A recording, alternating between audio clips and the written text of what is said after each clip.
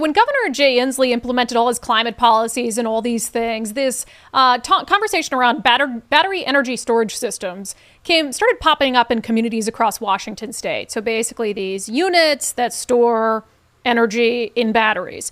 There's a couple issues with them. One of those issues is they're incredibly loud.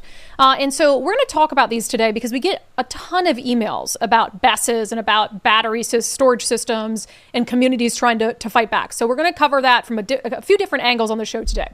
So first, we talked to Zach and Kathleen. So Zach and Kathleen bought some property that they plan to build their dream home on.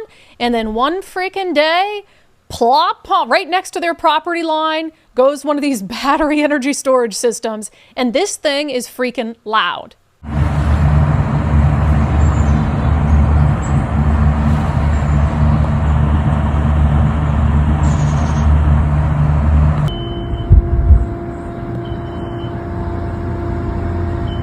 And so far, Zach and Kathleen have had very little luck fighting back against it. Zach and Kathleen, welcome to Undivided. Yeah, thank you for having us. Yeah, so tell me, I got to be honest, I'd never heard of Samish Island. So tell me a little bit about this dream property you guys purchased. Well, it's in Skagit County. It's west of Burlington. It's not actually an island. You can actually drive onto it. There's no ferry. Having been born and raised in Burlington, this was, kind of a coveted place to have property and live. And so we were really excited about being able to buy and build there. Kathleen, is this going to be like your dream refuge? Yeah, it was supposed to be. We'd been, looking for a couple years out there, and we found this nice vacant piece of land, and had, aspirations of, actually building, customizing a home and getting to move out there. And it's kind of been turned on its head the last year or so. Yeah, I can imagine. It's like you're looking for peace and tranquility and you've got all these dreams, and then the world's loudest fan is installed.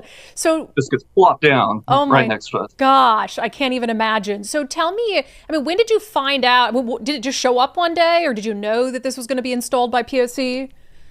The first time I even heard anything was going to happen was just talk with neighbors. Just, there's going to be a battery here at some point, but there's no direct contact from Puget Sound Energy. They did this in partnership with the Samish Island Fire Department. No communication from them either. We never got an opportunity to ask questions or really know details of the project. Yeah, nothing was really brought to our attention as far as during the permitting process. The county, we didn't hear anything from them. Our neighbors next door, the fire department. We had pretty good open communication before that. Didn't mention it, so it just kind of got built, and because it is fire department property, we weren't really sure. It could be something for them to use, which we're not going to investigate that too much further. Yeah. So Kathleen, describe to me what this unit looks like. I know we have the video, but kind of in size and scope. Yeah, it's sort of a big, kind of like a big rectangular locker. I would say it's about what you'd say 8 foot by 12 foot footprint it takes up on a concrete slab, and they have the HVAC fan to cool the unit pointed directly at us. They did take the time, though, instead of notifying us and doing all that, they did paint a nice mural on it. So I guess we should be grateful. Yeah, the artist, a nice ocean mural on it. Well, that makes everything better, honestly. Mm-hmm. So when is the first time you heard it? Pretty soon after it went live. We hadn't developed the land as much as it is now. It was still more forested than it is now, but we had a driveway, we had, infrastructure out there. So it kind of was an annoyance around our driveway area, but then we cleared land to be able to build, and then it just carried over. We have a 4-acre property, and if you're on the other corner, you can still hear it click on and off. Yeah, and it also, Kathleen, beeps. What's the beeping about? The beeping is when it has some kind of a malfunction issue with it. And the problem is, they'll get notified, but it beeps until someone actually, days later will come out and decide to come check on it. It's not a high priority because it's just a small, 3-house and the fire department battery station. Oh, so wait, hold on. So if it has a malfunction in this beeping, is the beeping just as loud? Can you hear that anywhere on your property? Yeah, it's Yeah. consistent. Yeah. Yeah, and so until they come fix it, it's going to be. Mm-hmm. Yep. Wow. Yeah. So come from town, drive all the way out to the island, fix it. So it could be hours, it could be most of the day. So. Wow. So no real warning about what was going to happen, the extent of the noise or anything like that. So talk about and walk me through your communications with Puget Sound Energy once you raised the concern with them about the noise. Once we found out who, the contact person was, the correct person at PSC to discuss this with, it was May of 2025. And, we were very cordial. We just said, hey, this is, impacting our enjoyment and our future with this property. Can we work together to find a solution? And, they responded in kind. And then at first didn't really own up to it, I guess. They wanted us to just plant vegetation and that would be it. But eventually, after multiple emails through that summer, the summer of 2025, they finally commissioned an acoustic engineer to come out and do a study. And that was in September. When you say plant vegetation, they wanted you to plant vegetation, like at your own cost. Yeah, exactly. Yeah, that was one of their solutions for mitigation when they deemed, having to build something and go through permitting again to build an enclosure like we've requested. It was too costly and it would take too long in permitting. So they said we could plant, vegetation or put up a fence on our own. Yeah. Did they seem to understand? I mean, this isn't the first of these, after Jay Inslee, when he did all his climate stuff, these started popping up. And I've heard we get emails about this stuff all the time. And I think yours was the first story where I was really like, wow, that is intolerable. And so did they seem to understand? Were they surprised by the criticism? Probably initially. Yeah. But, just our ability to document it with videos and send it to them. I think that, they couldn't ignore it after, seeing some of this footage that we sent them. Yeah. So they do the sound study. What did they find? That it exceeded the allowable decibels for local and state noise ordinances. And the acoustic engineer recommended building an enclosure. Okay. So they built the enclosure then, right? Yep. No. So I'm sure that was, going to be a very expensive thing for them. And they would have to have done a little bit of special permitting because they put it so close to us. They needed a variance. And they decided to do an alternative route of just making modifications to the fan to try and quiet it down. Okay. So it was in the summer. The sound engineer said, yeah, you could build some sort of barricade. Have they just flat out told you they're not going to do that?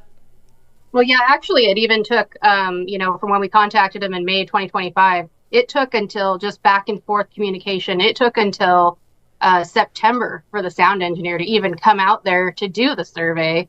And so we, we're waiting this whole entire time. And then after the recommendation, they just haven't, they said, obviously, we'll do an HVAC modification. And I think their goal is ideally to just get the sound down to permittable levels, but it doesn't really change our experience out on our property or, make anything better for us. Yeah, we're still going to hear it. It's, not, it takes no consideration into the real world, effect of the sound. And then through the summer where we were doing all that negotiation, obviously it's the warmest time. And with these batteries, they have to stay at a level of, a lower temperature. So it would go on, probably run for about 2 minutes, turn off for a minute, go on for 2 minutes, and would repeat that cycle all day, every day. Yeah, it's like building a house next to train tracks. I mean, It's insane. So they're not going to build the recommendation that the sound engineer had. Have they made the other tweaks to the HVAC? Have they actually done that yet? They have done 2 out of the 3 things that they said. And And that started in early November, like November 4th, I think was the email where, we've contracted with this HVAC company. And here we are, they put a hood fan to try and direct the noise down. And that's really almost served as amplifying the noise. It's made out of sheet metal. So, of course, it just acts as a... there's real no decipherable difference between the noise between a year ago to today. Okay, because that's my question. So they did the kind of directional thing. What's the second thing they've done? Oh, it was like a compressor blanket. It was kind of a little over my head, but just, one thing that this HVAC company could do.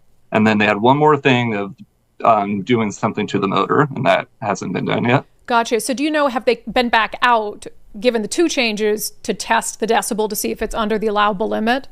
No. And allegedly they said that the HVAC company they've contracted with stopped returning their calls. So Okay. they can't get a hold of them to finish the small amount they wanted to do as far as modifications go. So yeah, no testing, nothing updated yet. So what's your next step if you continue to sort of not see any progress? Because as you said, even the 2 things they've done, it doesn't sound any different. To your ears, it doesn't sound any different. I think, continuing to put pressure on Skagit County to help us out, because again, this is against their codes, and, they are supposed to, kind of be helping us with this. Which initially is why the sound study actually got forced, because we did contact the county and complained about the noise ordinance. And so that was kind of what took the push to get them at least started on that. And now, I don't know what kind of follow-up's being done. We've had to reach out to them ourselves. And it just seems like this is just going to drag out, for the lifetime of the battery. So the battery, who or what is it holding power for? Is it just the fire station? Fire station and 2 or 3 other houses? Yeah, it only will sustain the firehouse and then 3 other homes that are on the same street as us. And unfortunately, if we were to build, or we had our house there now, it wouldn't supply us with power. We get to hear it, but I know that's the most insulting part of this, is that we wouldn't even have been able to benefit from the power. Why not? You can't tap into it one day if you build a house? That's not the idea? Yeah, I guess not. Well, it's supposed to be a tester project, and I think the lifetime span they were looking at for this is the last 10 years. And, I think they're doing this to try to get some community buy-in and, sell potential of having larger BESS units throughout the state. Like you said, Snoqualmie is looking at having one put in. And I think the mishandling of the, mitigating the sound or trying to work with us, I think it just kind of shows that I would be very wary of anywhere else they want to try to put something like this. So does this change, if nothing changes and it's still this loud, does this change your intended use of that property? Yeah, it really does. And what is disappointing, when we're losing out the enjoyment of a place that we wanted to be kind of our, sanctuary, potential retirement, area. But also, it's impacting our resale value.